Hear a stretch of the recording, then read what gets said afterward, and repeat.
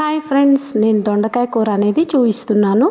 దొండకాయ కూర అంటే ఇష్టం లేని వాళ్ళైనా ఈ స్టైల్లో చేసి పెట్టండి, చాలా ఇష్టంగా తింటారు. ఇది టేస్ట్గా ఉంటుంది, కమ్మగా కూడా ఉంటుంది. ఇది రోటీలోకి బాగుంటుంది, రైస్లోకి కూడా బాగుంటుంది. నేను ఒక 1/2 kg దొండకాయలు తీసుకున్నాను. సన్నగా పొడవుగా కట్ చేయండి. ఒక చిన్న గ్లాస్ వాటర్ పోసి ఒక 5 minutes అనేది కుక్ చేయండి. ఇలా చూసారా, ముక్క అనేది పట్టుకుంటే పెద్దగా ఉండాలి. అప్పుడు తీసి పక్కన పెట్టేయండి. పావు చెక్క కొబ్బరి తీసుకొని తురుముకొని పక్కన పెట్టుకోవచ్చు, లేదంటే మిక్సీ జార్లో బరకగా వేసి పక్కన పెట్టండి.